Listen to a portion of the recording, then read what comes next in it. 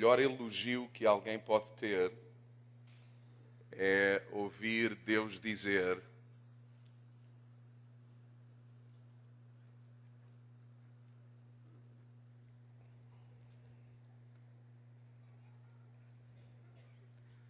tu tens um coração que eu aprecio.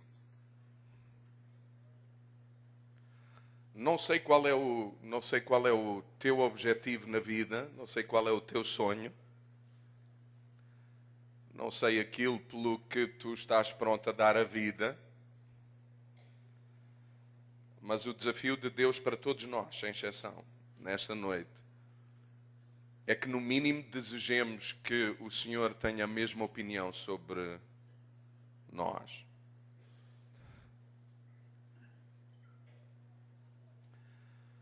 Vocês sabem, ninguém escreve uma biografia quando se tem 20 anos. Porque, na verdade, ninguém está muito interessado em saber o que é que se passou nos teus 20 anos, porque o que as pessoas pretendem é homens e mulheres com maturidade e com tempo, de forma que aquilo que tu crês e que aquilo que tu dizes sobreviva ao tempo. A não ser um jogador que joga em Portugal, que se chama Mantorras, que tem 20 e muito poucos anos e que escreveu a sua biografia. A verdade é que não foi nenhum êxito de vendas, porque ninguém está muito interessado na história de alguém que tem apenas 20 anos. Não sei se vocês concordam comigo, e não é muito agradável dizer para gente da vossa idade o que eu estou a dizer, mas lamento dizer-vos, mas é a verdade.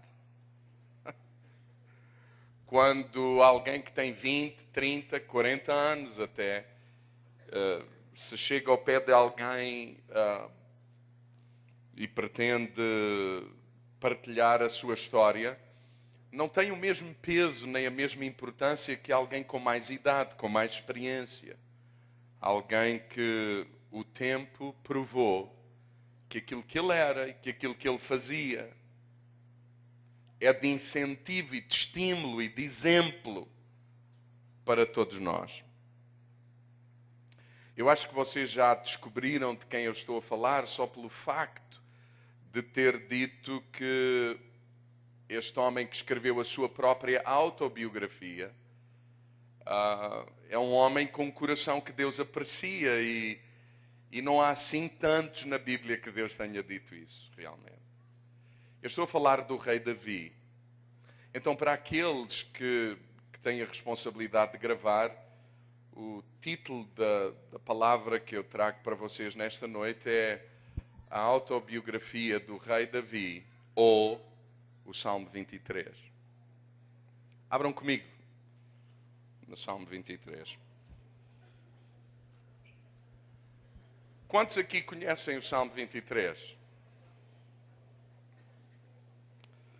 Irmãos, eu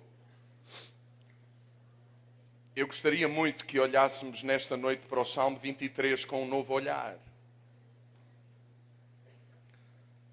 E oro para que o Espírito Santo possa ministrar à vossa vida como nunca antes aconteceu.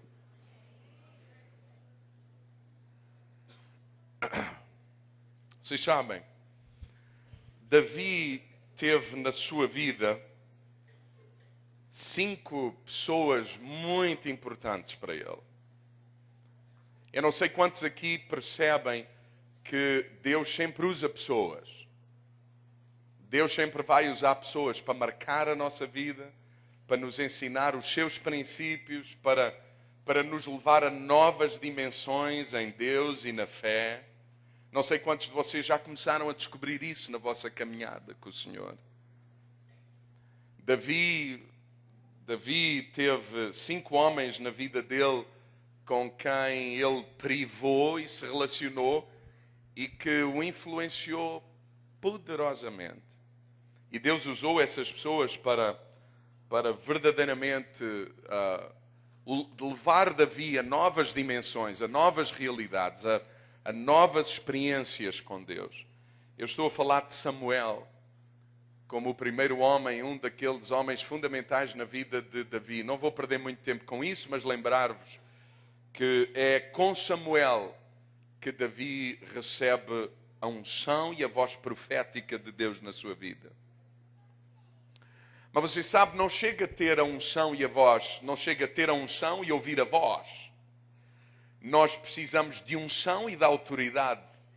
E por isso ele encontra-se com Golias, de forma a que, para além da unção, ele pudesse ter autoridade. Realmente é assim ainda hoje na nossa vida.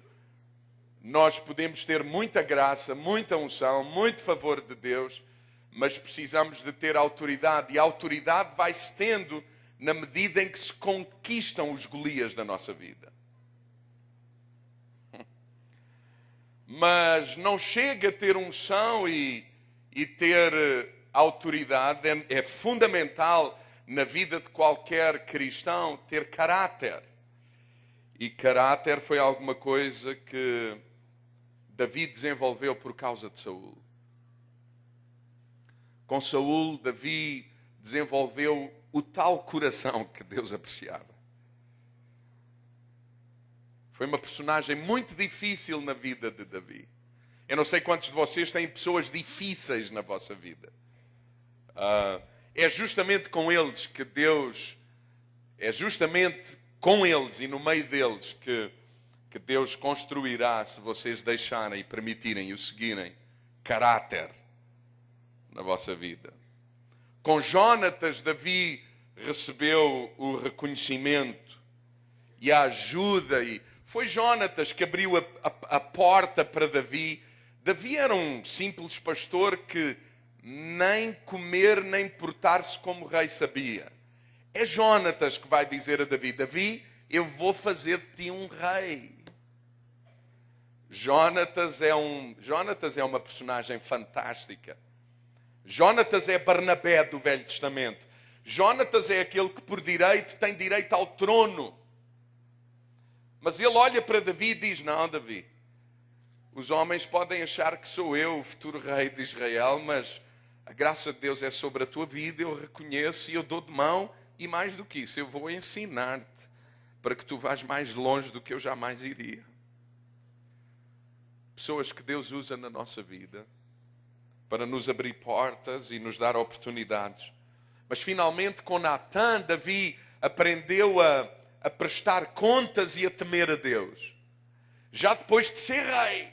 E isto é muito importante. Há uma série de gente que fica satisfeita com a unção, com a autoridade, com o caráter, com o reconhecimento e esquece de Natã, esquece daquele princípio tão importante, mesmo depois de ser famoso, conhecido, ter sucesso, podermos ter em todo o tempo gente na nossa vida que chama as coisas pelo nome, que nos ajuda, que nos exorta, que nos estimula, que nos anima e que nos corrige. É verdade, há pessoas que são fundamentais na nossa vida para que o propósito de Deus se cumpra. Eu não sei quantas pessoas aqui têm pessoas por quem vocês louvam a Deus, que passaram na vossa vida e que trouxeram todos estes princípios e continuam a trazer. Mas deixem-me lembrar-vos de outra coisa. Não são apenas pessoas que constroem esse coração na nossa vida. São também factos, acontecimentos, situações, estações, fases, episódios, acontecimentos que nós não dominamos e muitas vezes não entendemos. E agora ao Salmo 23, Davi vai falar das diferentes fases. Eu queria dividir o Salmo 23 em 4 fases na vida de Davi. 4 fases ou 4 estações pelas quais passamos constantemente, consecutivamente. Nós estamos no verão. Aliás, nós agora aqui no Brasil estamos no inverno. Inverno ou outono? Outono. Alguém sabe qual é a estação que vem a seguir? E depois? E depois? E depois? E depois? E depois? E depois? Você percebe o que são estações? Nós não vivemos apenas um verão. Eu já vivi 44. Nós não vivemos apenas um inverno, eu já vivi 44. Nós não vivemos apenas um outono, eu já vivi 44. Nós não vivemos... Você percebe o que eu quero dizer? Há uma série de gente que tem dificuldade em entender que a vida com Deus tem também estações, tem também fases, tem também tempos, tem também alturas, umas que gostamos mais, outras que gostamos menos, umas mais confortáveis, outras menos. E é disso que Davi vai falar. Versículo 1 ao versículo 3 fala-nos da primeira fase de Davi com o Senhor.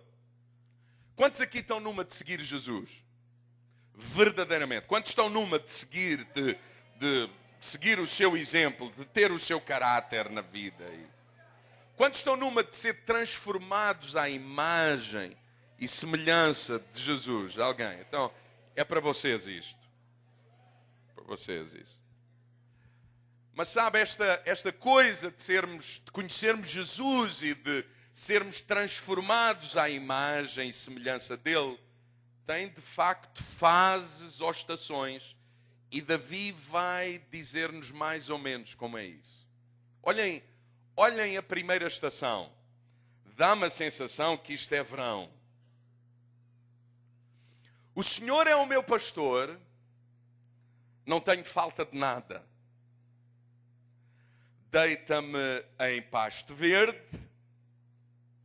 guia-me mansamente a águas tranquilas, refrigera a minha alma e guia-me por caminhos justos ou retos, porque me ama muito e por amor do seu nome. Eu não sei o que é que vocês veem ou percebem naquilo que Davi está aqui a dizer. Bom, em primeiro lugar, deixem-me lembrar-vos que Davi escreve o Salmo 23 já rei. Mas, apesar de ser rei, ele não esqueceu quem era e como ele aprendeu a conhecer Deus.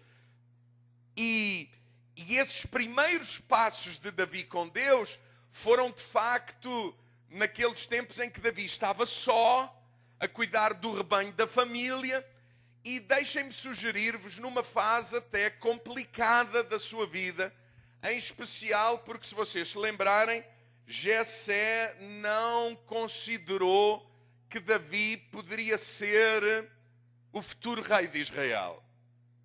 De facto, Jessé, o seu pai, dá até a sensação que o ignorou. Eu vou hoje um pouquinho mais longe, sem querer trazer polémica.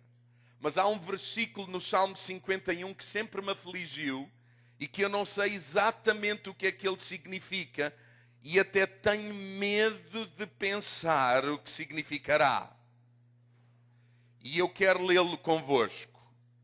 Venham comigo ao Salmo 51 para tentarmos perceber alguma coisa aqui. Salmo 51 diz assim, no versículo 5: Eis que em iniquidade fui formado, e em pecado me concebeu minha mãe. Será por isto que Jessé se esqueceu dele? Alô? Eu acho que algumas vezes nós temos medo de fazer perguntas difíceis a Deus. Eu quero desafiar-vos a não termos receio de fazer perguntas difíceis a Deus. Sabe porquê? Há uma série de gente, especialmente os religiosos, que têm medo de fazer perguntas a Deus, têm medo de escandalizar Deus, têm medo que Deus fique chocado com a ignorância, com a dúvida e com as angústias da alma. Meu irmão, deixe-me lembrar-lhe o seguinte: Deus conhece até os nossos pensamentos. Qual é a diferença entre Deus conhecer o pensamento e Deus ouvir a tua angústia? Então não vale a pena fingir que estamos a entender, não entendendo. O melhor é perguntar. A Bíblia diz que quem tem falta de sabedoria pode dizê-lo a Deus e pedi-la que Ele a dará abundantemente. Então, Este versículo é um daqueles versículos difíceis da minha Bíblia.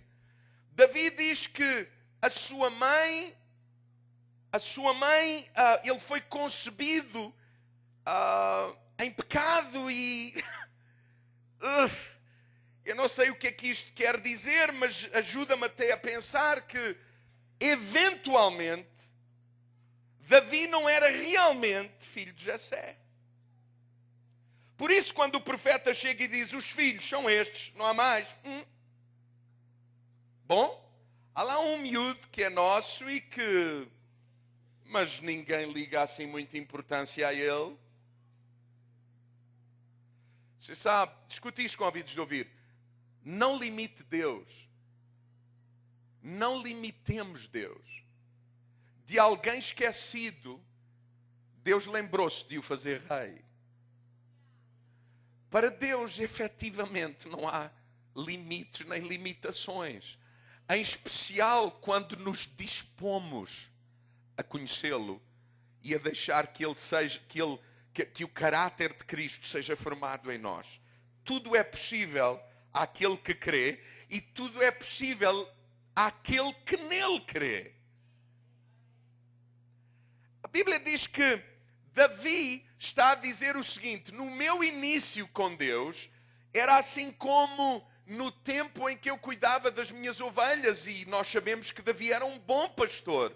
Mas ele agora está a dizer, bom, a minha relação com Deus era semelhante como se ele fosse um pastor e eu fosse uma ovelha. E vejam o que ele diz: e o pastor era de tal bom para mim, e a Bíblia fala-nos disso. A Bíblia fala-nos em 1 de Pedro, no capítulo 5, versículo 4, sobre Deus. A Bíblia diz-nos que ele é o nosso sumo pastor. Hebreus 13, 20 diz que Deus é o nosso grande pastor. E Davi tem este entendimento de Deus e diz, no início, na minha caminhada com Deus, houve aquela fase inicial e outras se seguiram, porque não existe apenas um verão na vida, existem vários verões na vida, em que o Senhor era tão bom para mim que a ênfase da minha vida nesses períodos era, não tenho falta de nada. Está tudo bem. Estou completo, estou realizado. Tenho muita alegria, muito gozo, muita segurança. Sei quem sou, Ele cuida de mim. Ele faz-me todas as vontades. Eu penso em coisas e elas acontecem. Eu oro por coisas simples e apenas uma vez e Deus responde. É inacreditável. Eu não sei quantos aqui sabem do que eu estou a falar. Eu lembro-me do meu primeiro verão com Deus na vida. Eu vi a Jesus num sábado à noite como este.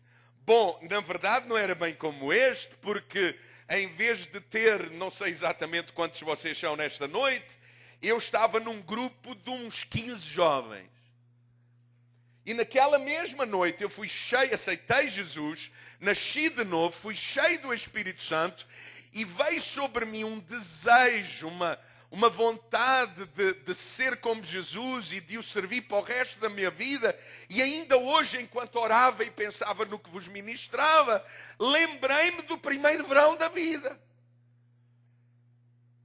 Naquelas semanas que se seguiram ao meu encontro com o bom pastor, naquelas primeiras semanas que se seguiram ao primeiro verão da vida, a minha vida mudou radicalmente e uma série de coisas que eu desejava e esperava durante anos, quase que só por desejar e pensar, tal, já lá está. Coisa boa, saborosa, seguir Jesus. É um prazer, é uma alegria, é uma realização, é uma satisfação. Alguém sabe do que eu estou a falar ou não? Vejam o que é que caracteriza estes tempos. Olha lá, olha o que Davi faz, olha o que Davi diz. Bom, em primeiro lugar ele diz, não me faltava nada.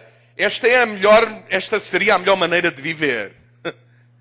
Quantos gostariam de viver sempre nesta? Não tenho falta de nada. Pois, amém, mas espere lá que o Salmo 23 não acabou. Hein? Mas a verdade é que está lá. Davi dizia, eu não tenho falta de nada. Deus dá-me tudo o que eu preciso. E agora veja os detalhes, porque Davi é... Olha os detalhes. Deita-me em pasto verde. Irmão, escute isto. Não é só dá-me pasto verde, é... Eu durmo no prato onde como. Hã? Alô? Deita-me em pasto verde. Sabe o que é isso? Deita-me em pasto verde. Eu não preciso de sacrifício, nem de esforço nenhum, nem para comer. Não é preciso trabalhar. Não é preciso fazer. As coisas vêm a mim com uma facilidade incrível.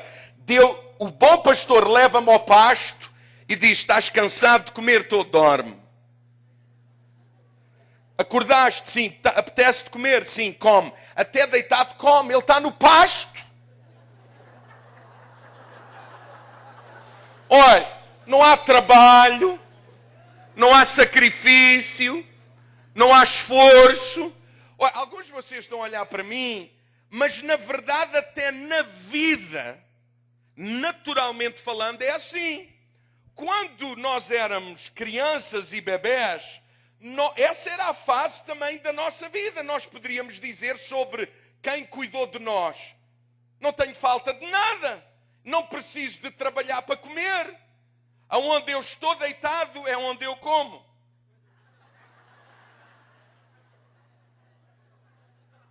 Alô? Não tenho falta de nada, é o que os bebés, se pudessem falar, diriam. Sabe porquê? O bebê quer comer e a mãe vem a correr e diz, não quero que te falte nada. O bebê está desconfortável, como é que vocês dizem, com a fralda. E o bebê diz, isto incomoda bastante. O que é que ele faz? Chora. E vem logo a avó, a tia, a mãe. Não, deixa eu mudar a fralda aí, não é isso? Não tem falta de nada. Olha outra coisa. O bebê está no quarto e diz, mas que chatice aqui tão sozinho. Sabe o que é que ele faz? E vem toda a gente outra vez. Você quer outra? Os pais programaram-se fizeram um programa para um dia de folga, ou um domingo, ou um sábado. Você sabe, a criança tem a capacidade de estragar todo o plano.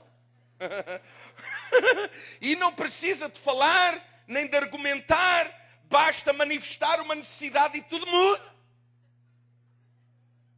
E o bebê diz, uau, sou rei aqui. Toda a gente faz o que eu quero, como eu quero. E amém.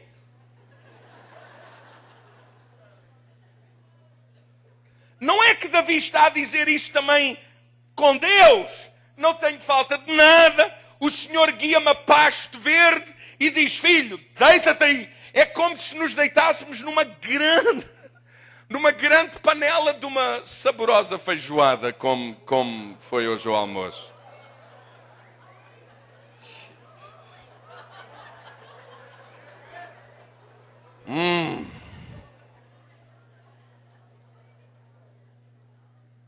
Não é agradável? Como, sem ser preciso trabalhar, usufruo. Alguém fez, alguém pagou o preço. Não é tão bom? Por isso Davi dizia, estou bem, está tudo bem, não tenho falta de nada, está tudo maravilha. Veja o que diz a seguir. Guia-me mansamente. Olha, mansamente, não há stress aqui. É como eu quero. Queres ir? Quero. Estás cansado? Estou. Queres descansar? Quero. Descansa. Tranquilo, filho. Vais quando tu quiseres. Já está bom? Dá para ir? Dá. Vai devagar, porque a gente não tem pressa. Aquelas coisas águas tranquilas. Não são águas turbulentas, perigosas. Não são tempestades, não. É coisa tranquila como os pais fazem com as crianças. Guia mansamente a água tranquila. E veja o que diz a seguir. O Senhor nessa altura até refrigerava a minha alma. Sabe o que é? Está quente? Está, a gente põe frio. Estás desconfortável? Está um bocado fresco? Opa, não tem problema, vamos aquecer um bocado a coisa. Eu não quero que te falte nada. É como as crianças, as mães têm uma intuição e uma capacidade para discernir o tom do choro. Elas só pelo tom do choro diz, tem frio. Vocês não sabem muito disso, não têm muita experiência, não é? Mas estão aqui algumas pessoas mais velhas, também precisamos de falar para eles. Então é assim. É isso, não é? O bebê chorava, e a mãe dizia, é fome. E eu às vezes dizia, amor, como é que tu sabes isso? E ela dizia, é do tom. O bebê dizia, e ela diz, é fralda. E eu disse, mas como é que ela sabe isso? É sono. Ela às vezes dizia, é dor de... Ela até sabia onde era a dor, é dor na barriguinha.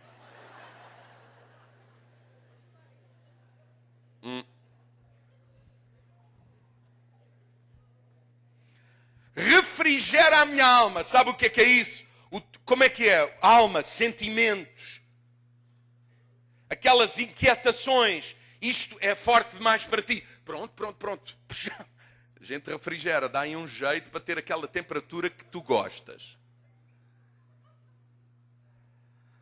O bebê chora e a mãe agasalhava. Diz-se agasalhar.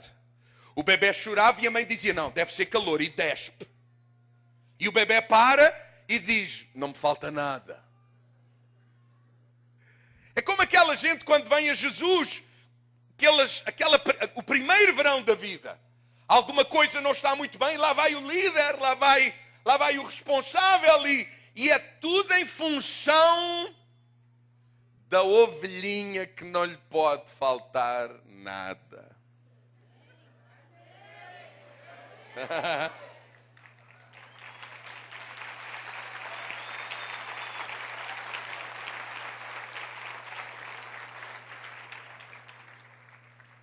Você sabe o que é que a Bíblia diz a seguir? O Senhor levava-me por caminhos, veredas, caminhos justos, seguros, porque me amava e por amor do seu nome. Maurício, é como quando a gente ensina os nossos filhos a andar. Paula, o melhor lugar para ensinar filhos a andar é em lugar direito, alcatifado, plano, sem pedra, sem perigo. E Davi está a dizer assim, o Senhor ensinou-me a andar em caminhos onde não havia perigo nenhum. E eu aprendi a andar e a correr. É exatamente o que os pais fazem com os filhos quando eles precisam de aprender a andar. E Davi dizia, esta foi a primeira fase da minha vida. E o primeiro verão da minha vida. E o primeiro verão de outros verões que vieram à vida. Mas o primeiro foi assim, era assim. Meu irmão, escute isto com ouvidos de ouvir. Você sabe o que é que caracteriza a primeira fase? A primeira fase, esta fase, sabe o que é que caracteriza? Qual é o elemento que traz segurança nesta fase? É simples, são coisas. Não tenho falta de nada. Nós poderíamos perguntar a Davi e a todas as pessoas que estão nesta fase, porquê é que tu dizes que estás bem na vida? Olha para mim. Não tenho falta de nada.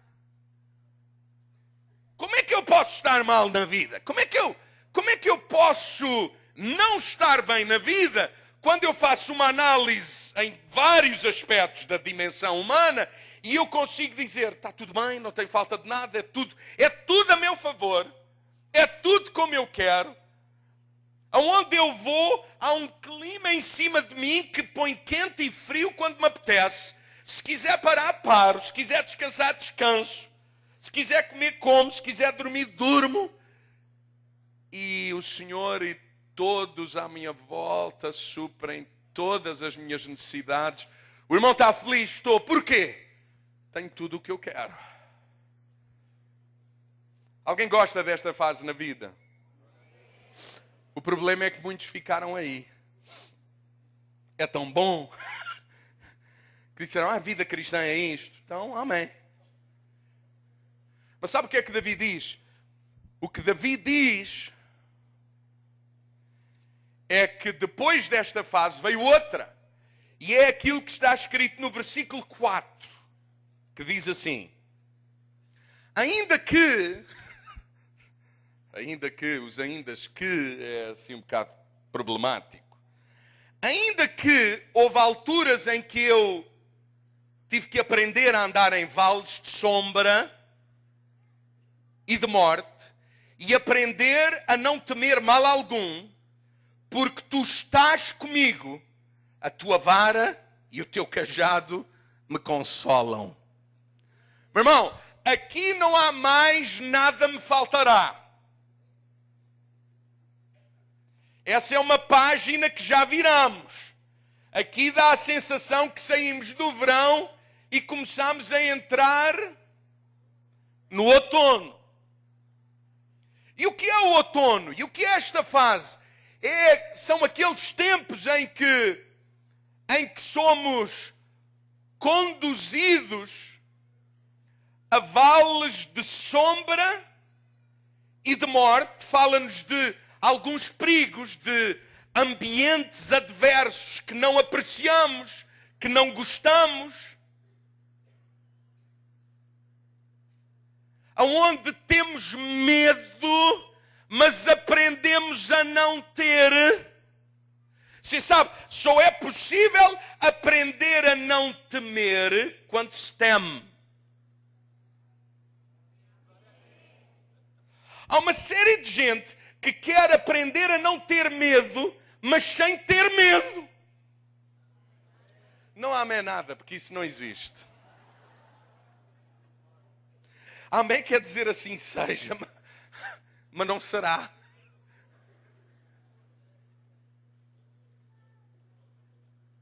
Davi dizia, não foi sempre aquela fase boa em que o pastor estava lá e eu percebia que estava pelo que tinha, pelo que me acontecia, pelas minhas vontades feitas. Aqui não é bem isso que está a acontecer. Aqui Davi está num vale, a passar por uma montanha que tem um vale de sombra e de morte, com um caminho estreito. E é tão interessante porque quando estamos em Jerusalém e saímos alguns metros, não muitos, de Jerusalém, logo mais entramos num deserto, mas não é um deserto de areia, é um deserto montanhoso, seco, árido, com pedras, com muitos vales, com muitos precipícios. E os homens desde a antiguidade abriram naquele deserto caminhos onde só cabe um de cada vez, abertos nas montanhas, com muito perigo de resvalar por ali. E Davi dizia, houve fases na minha vida em que Deus me conduziu a situações que eu não gostava, onde tive que aprender a andar sozinho, a temer.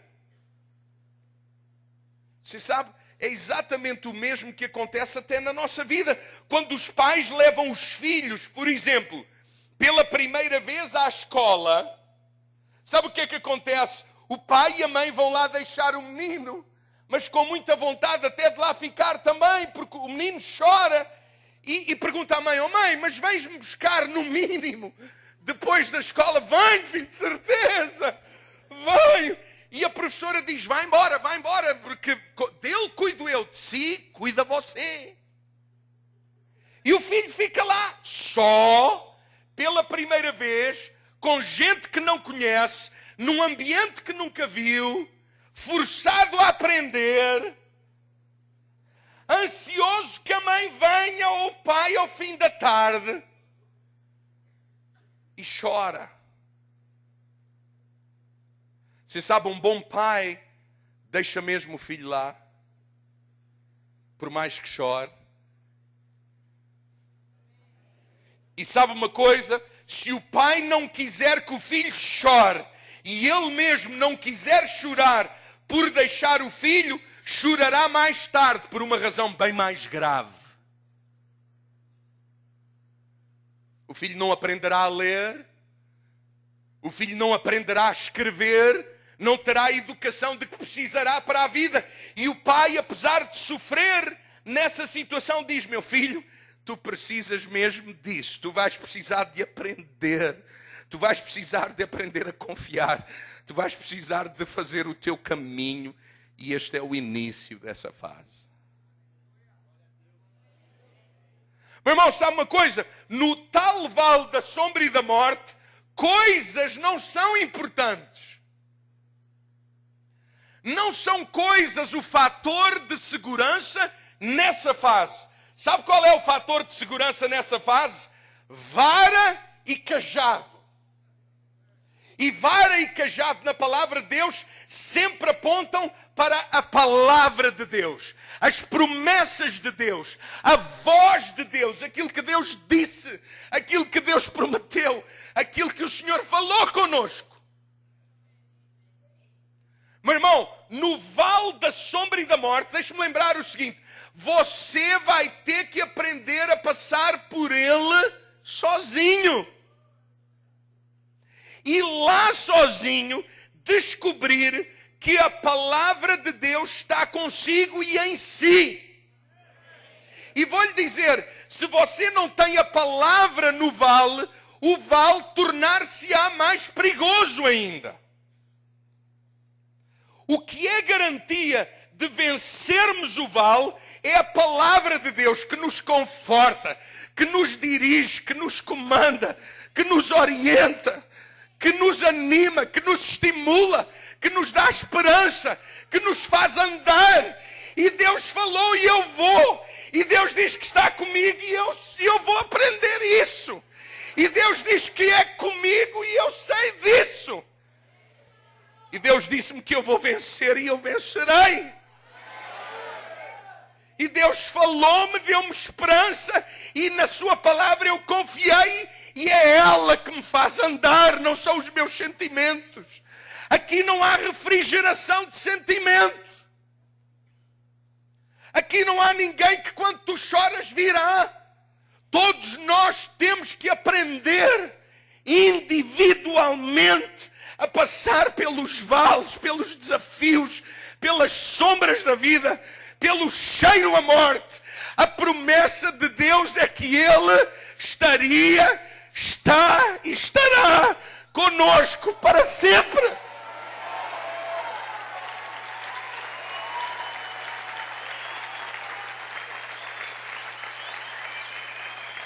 Irmão, venha comigo ao Salmo 119. Salmo 119.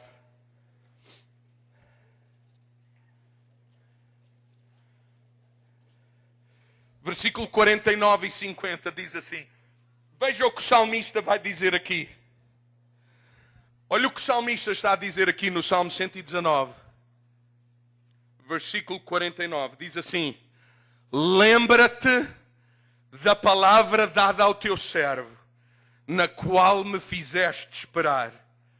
Isto é a minha consolação na minha angústia. O que é a consolação na angústia? A palavra. Porque a tua palavra me deu vida e nela eu aprendi a confiar. Meu irmão, escute isto com ouvidos de ouvir. Eu acho estes dois versículos da palavra de uma riqueza profunda. Se sabe, pastor Wilson, o que a Bíblia diz ali é que o salmista vira-se para Deus e diz, no vale, num tempo difícil, vira-se para Deus e diz, ó Deus, lembra-te do que tu me disseste. Sabe, um dia desse eu estava a ler a Bíblia e eu entrei em confusão. Porque eu não preciso de lembrar Deus do que Ele me disse. Quem precisa de se lembrar sou eu, porque Deus não esquece. E Ele, aliás, é fiel à sua palavra para a fazer cumprir em mim. Então a minha pergunta é, porquê que o salmista tem a ousadia de ir diante de Deus e dizer, Deus, lembra-te da tua palavra que me deste. E quando me deste, tu fizeste-me confiar, estar seguro em ti, esperança para caminhar, e eu creio que tu a vais cumprir. Foi ela que me animou, foi ela que me fez andar. Lembra-te de a cumprir na minha vida. Você sabe uma coisa? Na verdade, todas as vezes que eu lembro Deus da palavra que Ele me deu, o que eu estou realmente a fazer é lembrar-me da palavra que Ele me deu. Orar é essencialmente ouvir Deus e lembrá-lo do que Ele já nos disse. Então este exercício de lembrar Deus da sua palavra não é numa de lhe pôr o dedo no nariz e dizer: vê lá se não te esqueces do que tu me dizes. Mas é mais o exercício de ir à sua presença, manifestar que eu lembro aquilo que Ele não esquece. Até porque a Bíblia diz que não vem nada a nós e à nossa vida que não possamos suportar. Antes Deus dará nos vales de sombra e de morte o escape, a maneira de eu sair de lá em vitória. Sabe qual é o problema? O problema é que Deus confia mais em nós do que nós em nós mesmos.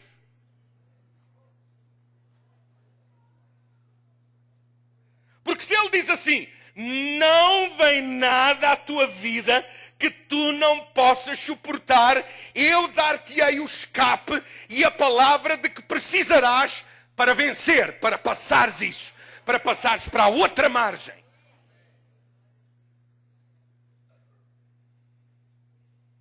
Deus acredita em mim. Deus confia em mim.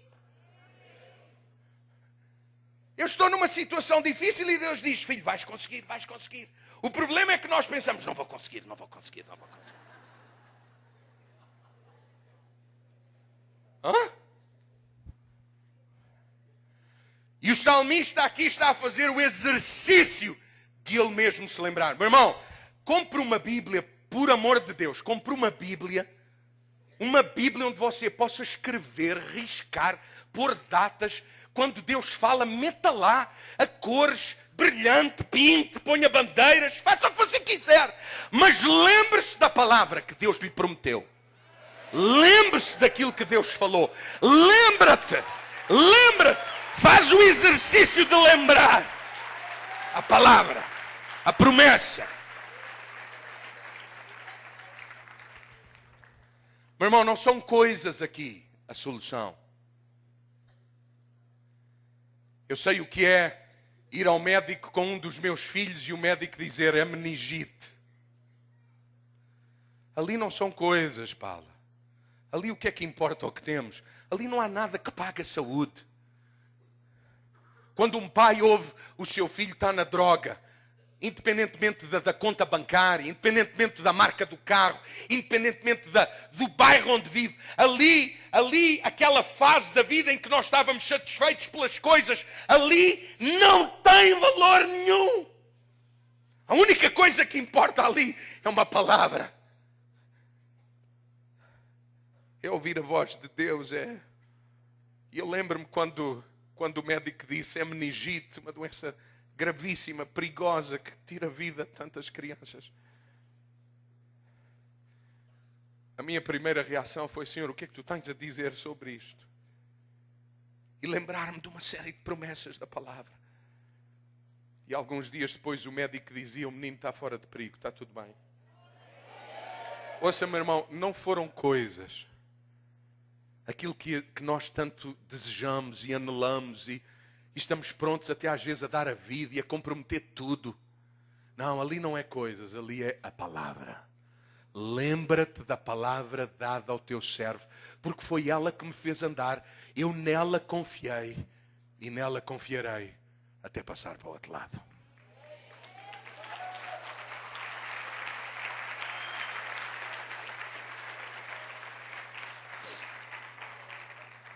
Sabe? Davi, quando pensou que tinha aprendido a lição mais dura da sua vida, naqueles tempos de solidão, e havia mais coisas para dizer, mas eu quero avançar, naqueles tempos de solidão e de estar só no vale da sombra, ele deve ter pensado, esta é a pior estação da minha vida, e se passei estas, já passei todos os testes. O Senhor disse, Davi, vamos lá para uma terceira fase. Preparas uma mesa, diz o versículo 5, perante mim, na presença dos meus inimigos. Unges a minha cabeça com óleo e o meu cálice transborda. Irmão, eu gostava muito de ter a vossa atenção aqui. Sabe o que aconteceu? O Senhor diz assim, Davi, agora vamos mudar a página. Vamos para uma outra fase. Senhor, mas ainda não acabou. Bom, para dizer a verdade, não. Então o que é que vem a seguir? Bom, Davi, é assim. Eu vou fazer um banquete, eu mesmo cozinho. Eu vou cozinhar, eu sou o chefe da cozinha. E eu mesmo vou fazer a decoração da sala. Um banquete. Eu vou servir-te um banquete. E esta é a emenda. Eu estou a imaginar Deus a pôr à frente de Davi, como é que vocês chamam? O cardápio, o menu. Dizer, e Davi, coisa boa. E o Senhor diz assim para Davi, Davi, e atrás tens a lista dos convidados, das pessoas que eu convidei para comer contigo. Ótimo.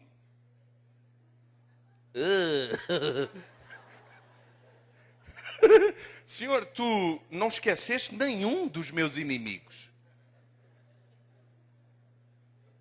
A gente ri-se porque não somos nós. Irmão, escute isto com ouvidos a ver. Isto é... Você sabe, os reis eram eles que faziam a lista dos seus convidados, mais ninguém. Eles não davam essa prerrogativa a ninguém. Mais do que isso, quando comiam com amigos, até com amigos, tinham sempre alguém para provar a comida e alguém para provar a bebida, e eram eles que controlavam as entradas, as emendas, e até com amigos a coisa tinha que ser tudo muito bem controlado. E Deus diz, Davi, queres ir mais longe comigo? Então vamos fazer assim. Eu vou-te pôr numa mesa com aquelas pessoas que tu não aprecias, não gostas, achas que são diferentes de ti, que estão num nível que tu não estás, que têm sensibilidades para coisas que tu não tens, que tu discordas deles frontalmente, que tu vais desviando da tua vida porque não queres sequer que eles se cheguem perto de ti. São esses mesmos que eu vou convidar para pôr na tua mesa. Mas não te preocupes, eu vou lá estar. Alguém está a ouvir o que estou a dizer? Não te preocupes que eu sou contigo. Eu vou cozinhar, eu vou servir e eu vou estar presente na tua vida para que mesmo na presença dos teus inimigos a tua vida seja plena. O teu cálice transbordará com a minha presença. Você sabe, meu irmão, coisas caracterizava a primeira fase. A palavra caracteriza a segunda. É o fator de confiança na segunda fase. Mas nesta terceira fase, o que traz toda a segurança e diferença é a presença de Deus de uma forma abundante na nossa vida, no nosso ser, na nossa maneira de pensar, na nossa maneira de sentir, Você sabe, é à luz deste versículo do Salmo 23 que eu entendo o que Davi fez com Mefibosete. Você sabe quem foi Mefibosete? Mefibosete era neto de Saul, filho de Jonatas e de acordo com a lei dos homens, o verdadeiro rei de Israel. Ele era o único descendente de Saul e por isso o herdeiro do trono. E foi por essa razão que quando Davi se constituiu, quando Davi chegou a ser rei em Jerusalém, a Bíblia diz que a ama de Mefibosete, uma senhora que cuidava desta criança, filho de Jonatas, ela não conhecia Davi nem o seu coração e pensou naturalmente como todos os homens pensariam naquele tempo. Que foi, eu vou ter que fugir com esta criança, o herdeiro legítimo do trono, porque se Davi sabe que ele existe, acabará com a sua vida, como os reis faziam para impedir que alguém usurpasse o trono. Mas há um dia que Davi pergunta, há alguém da linhagem de Saul e de Jonatas que eu possa honrar? E sabe o que é que a Bíblia diz? A Bíblia diz que essa mulher que cuidava de Mefibosete, a correr aflita com medo de Davi, um medo infundado, um medo sem razão, diz que deixa cair a criança e a criança parte as pernas para nunca mais andar na vida. Mefibosete era um homem defeituoso, que não andava, não tinha autonomia, era um homem pobre, não trabalhava, não tinha, poderia ser um rei, um príncipe, e tinha nada, vivia na miséria. E Davi soube disso e disse, chamem Mefibosete à minha presença. E eu imagino Mefibosete cheio de medo, pânico, o que é que me vai acontecer? O que é que Davi vai fazer comigo? Davi, quando vem entrar no palácio, chamam e diz, Mefibosete, eu estou aqui para te abençoar. Tu não és, eu não vou permitir que tu sejas, eu assumo a decisão de que tu não és meu inimigo. E mais do que isso, eu vou abençoar-te. Até ao fim da tua vida, tu comerás na minha mesa. E tudo o que tu precisares, eu vou dar-te. Tudo o que for necessário para a vida, eu vou abençoar-te. Eu vou dar-te homens e mulheres que trabalharão para ti. Vou-te dar terras, não vais ter falta de nada. E a Bíblia diz que Mefibosete comeu à mesa do rei Davi até ao fim da sua vida. Você sabe uma coisa? Quem tem a presença de Deus tem muita dificuldade em ter inimigos.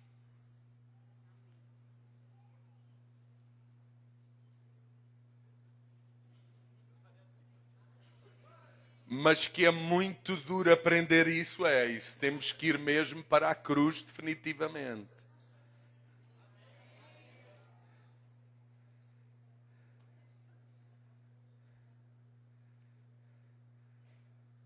O meu pai abandonou a casa quando eu tinha 7 anos, partilhava isso esta tarde, lembrando-me. Sempre tive uma relação muito difícil com o meu pai. Meu pai abandonou a minha mãe e a nós para viver com outra senhora. E isso na cabeça de uma criança é qualquer coisa que muito difícil de explicar e de arrumar na vida. Porque em última análise, o pai não ama a mulher que nós mais amamos na vida, até conhecermos a nossa esposa. E mais do que isso, se ele nos trocou por outra mulher, é porque nós temos muito pouco valor. Ele encontrou alguma coisa de mais valor. Eu não sei quantas pessoas estão aqui que foram abandonados, abusados, violentados, massacrados, magoados.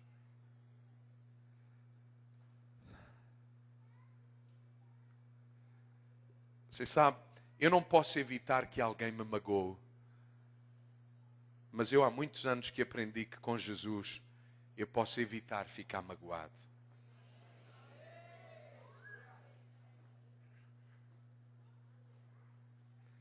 Eu não vou evitar, não consigo evitar que alguém me magoe. Eu não controlo isso.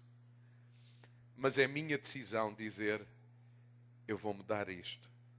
Eu vou abençoar quem me amaldiçoou. Eu vou dar a quem me tirou. Eu vou pagar o bem a quem me deu mal. Eu quero que a natureza de Deus, a tal presença, esteja na minha vida e transborde de maneira que quando o Senhor entender pôr-me à mesa, eles comem na minha mesa e o meu cálice transborda. Alguém está a ouvir o que eu estou a dizer?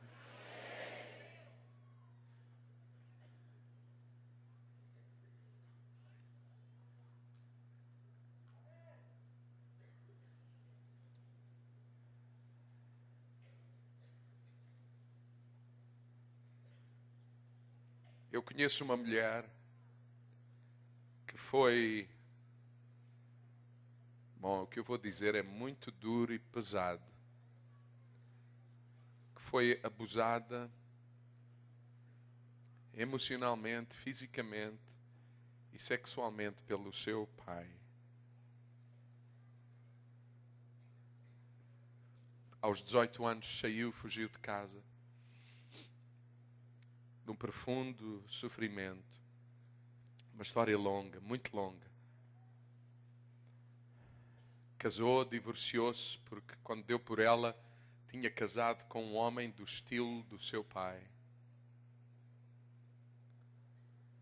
Desesperada e a pensar em suicídio e em pôr fim à vida, conhece Jesus.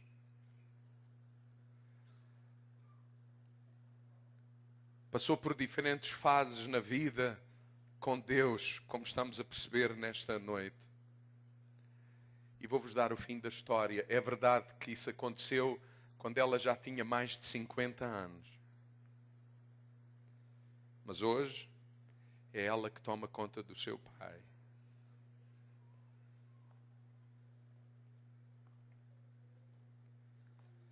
E vem agora a parte mais difícil da coisa. É ela que muda a fralda do seu pai. E vem a mais gloriosa da coisa. Ela levou o pai a Jesus. E disse-lhe: Pai, eu perdoo-te.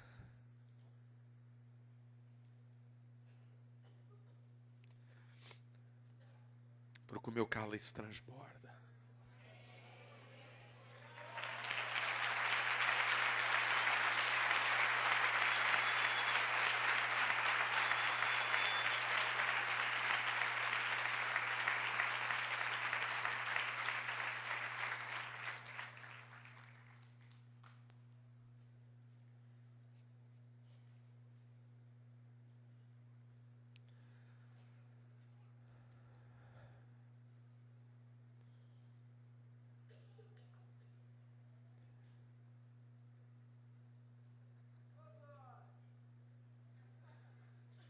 Com a presença de Deus na nossa vida, é muito difícil ter inimigos.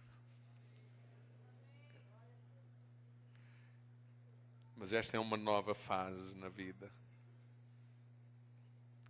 E Davi termina assim o Salmo 23.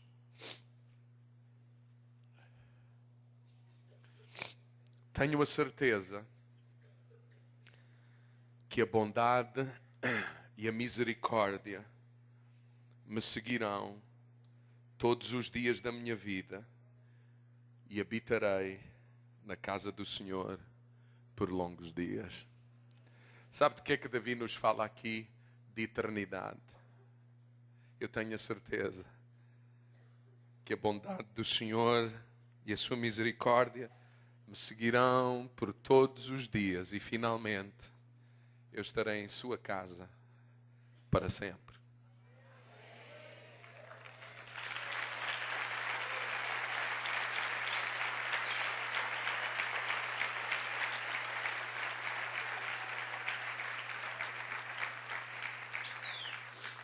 Eu gostaria de vos convidar a ficarmos de pé nesta noite.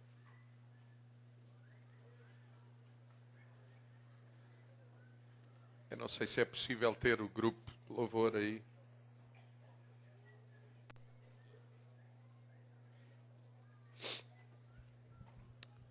Meu irmão, ainda não terminamos.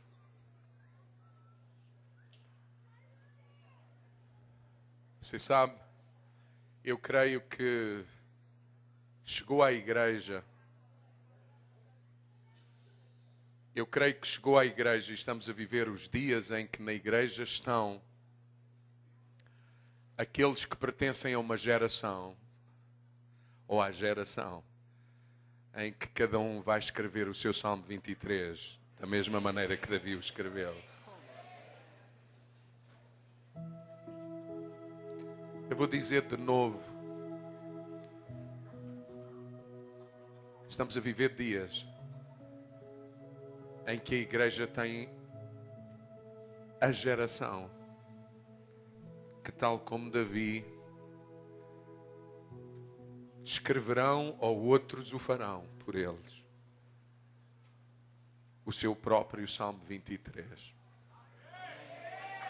Eu em Deus e com Deus aprendi tudo isto e tive todas estas certezas.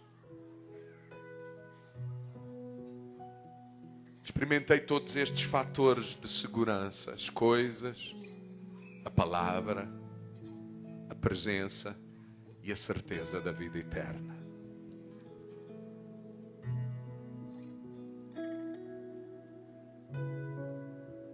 Irmãos, escutem os convites de ouvir.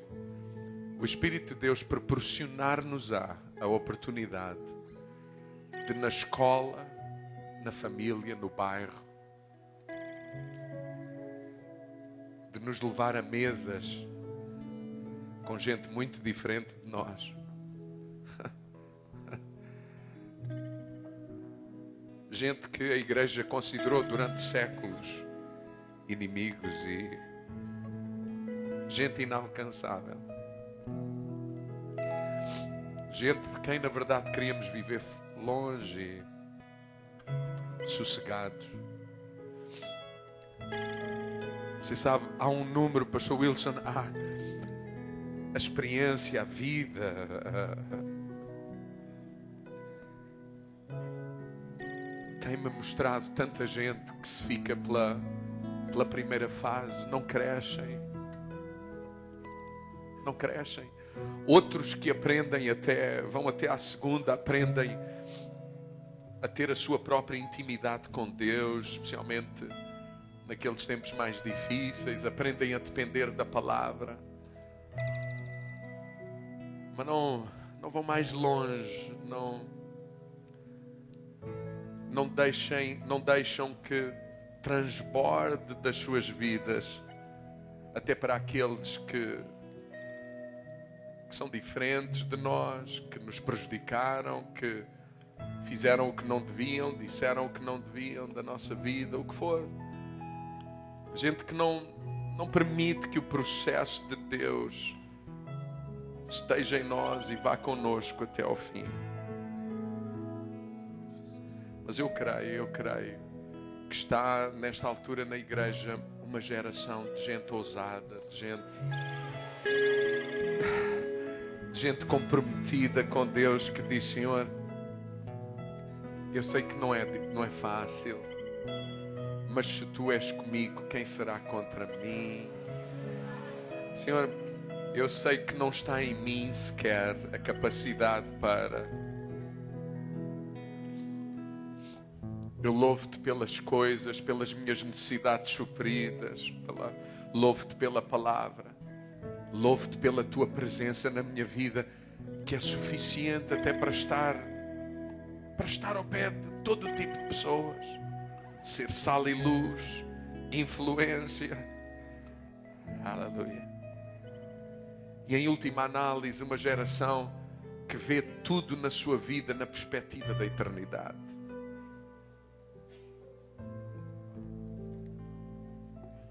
E que não valoriza os tempos difíceis como outras gerações valorizaram.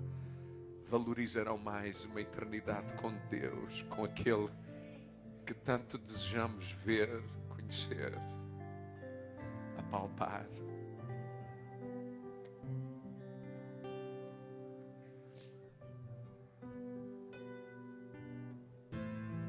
Eu gostava de saber onde é que estão esses homens e essas mulheres que querem dizer a Deus nesta noite: Senhor, eu quero escrever o meu Salmo 23, o meu.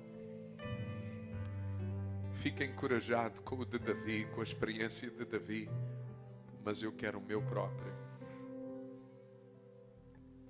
Eu vou me deixar conduzir, eu vou permitir que Tu me guies em toda a verdade e que o teu processo ocorra na minha vida até o fim. Eu não vou interromper nada disso.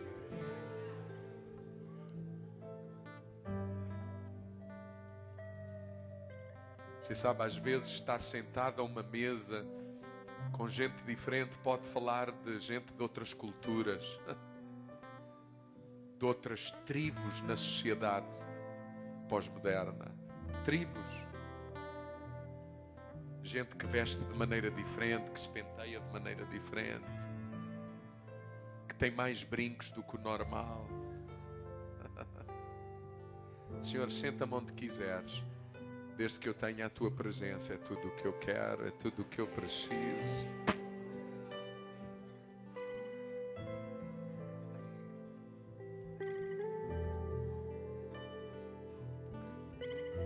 Você sabe, o mundo espiritual respeita muito a nossa decisão. E quando nós dizemos, Senhor, faz comigo, eu estou pronto, eu quero. E bom, na verdade eu não estou pronto, nem sei se estou, nem sei. Mas, Senhor, eu quero, sabendo que Tu me prepararás, que Tu me equiparás, me darás o que eu preciso. Você sabe, Deus é um Deus de amor, um Pai querido, um bom pastor, alguém que jamais pedirá alguma coisa de nós sem nos equipar primeiro.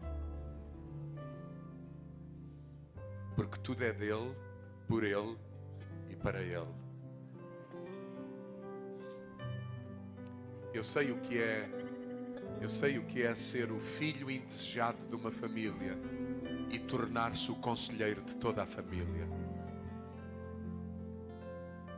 Já vi tantas vezes isso.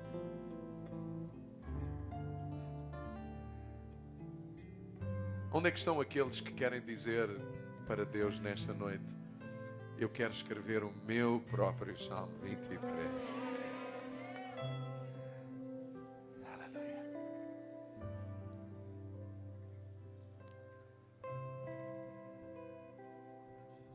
Vocês todos querem, como é que eu vou fazer isto? Vamos agir ainda assim.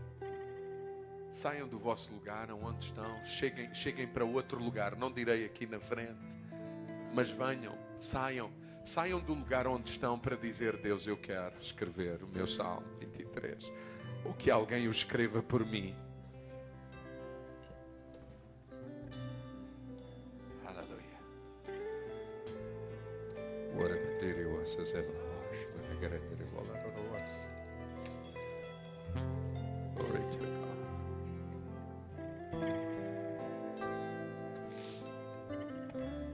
Aleluia. Aleluia.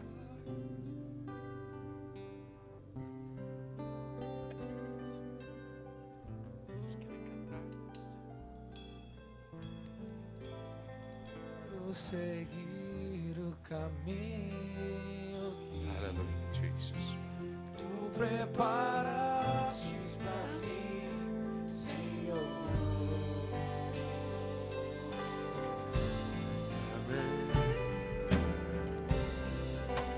Quero agradar o teu coração, te obedecer.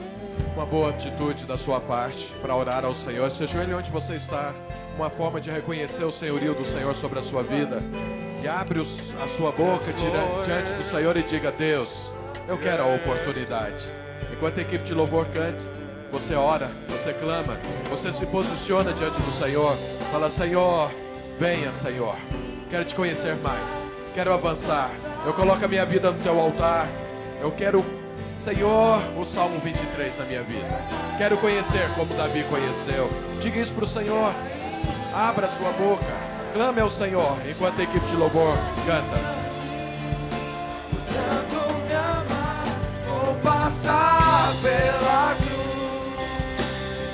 Ela me vê, vou passar pela cruz. Erguer um altar onde oferta sou eu. Crucifico meu eu, te agradeço a Jesus. Yes, Lord. Eu vou passar pela cruz e me quebrantar. Vou passar Senhor, pela cruz.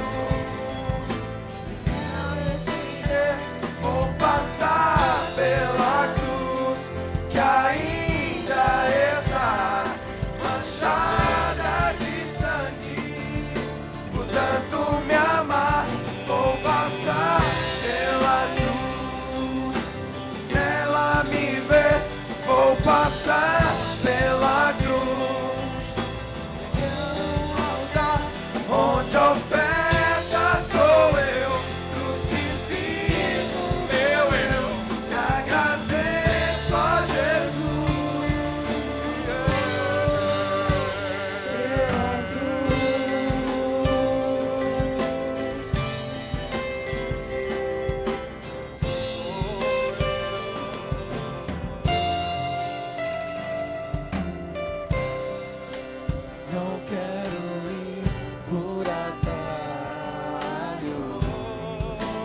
quero seguir o caminho que tu preparaste pra mim, Senhor.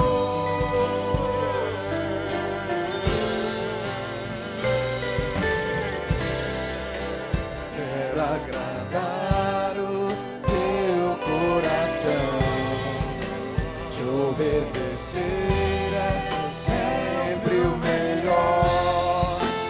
Não quero ter tuas bênçãos sem antes passar pela cruz. Eu vou passar pela cruz, me quebrantar, vou passar pela cruz, me arrepender, vou passar pela cruz, que ainda está manchada de sangue. Portanto, me amar, vou passar pela cruz,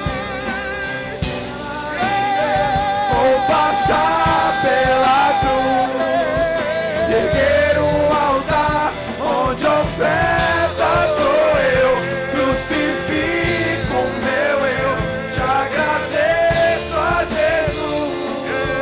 Eu vou passar pela cruz, eu vou passar pela cruz e me arrebatar, vou passar pela cruz, vou passar pela cruz, que ainda está manchada de sangue. Portanto, me amar, vou passar pela cruz, vou passar pela cruz, erguer um altar onde oferta sou eu, crucifico o meu eu, agradeço a Jesus. Eu vou passar pela cruz, vou passar pela cruz, vou passar pela cruz, que ainda está manchada de sangue. Portanto, me amar, vou passar pela cruz, vou passar pela cruz, e erguer um altar onde oferta sou eu, crucifico eu, te agradeço a Jesus.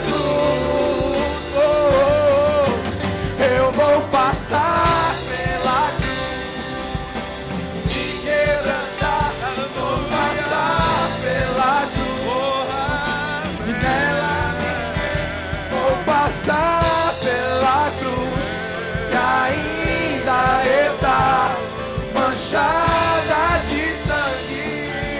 Portanto, me amar, vou passar pela cruz, me arrepender, vou passar pela cruz, erguer um altar onde oferta sou eu, crucifico o meu eu, te agradeço a Jesus. Senhor, ele balaceira e cantará la balaceira, Aleluia, aleluia, aleluia. Amém, amém.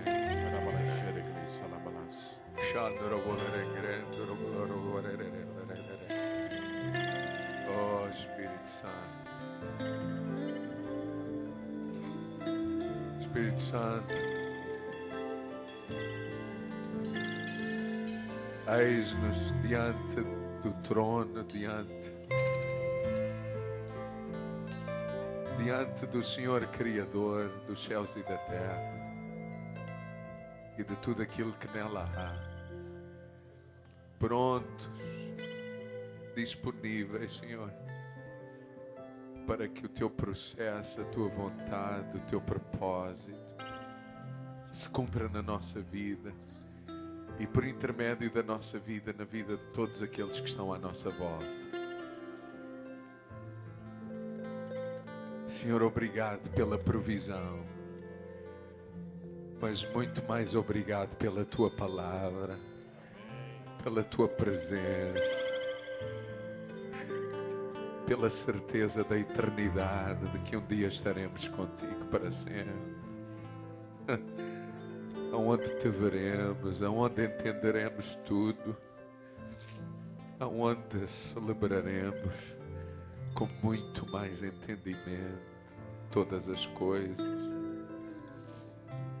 Quebranta o nosso coração, quebra a nossa vida, glorifica o teu nome. Senhor, esta é a geração que escreverá o seu próprio Salmo 23. Amém. Senhor, esta é a geração que antecederá dias de grande manifestação de Deus.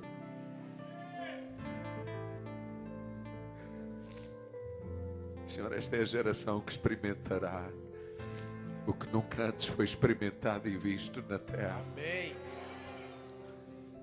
Venha a nós o teu reino. Amém.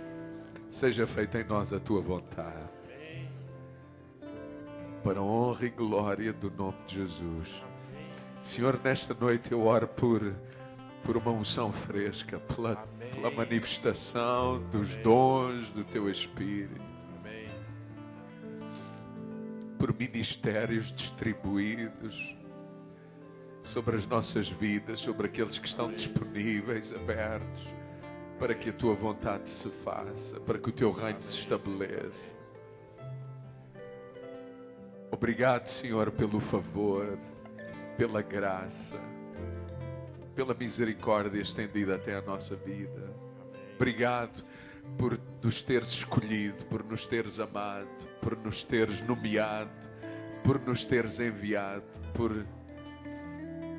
Obrigado, Senhor.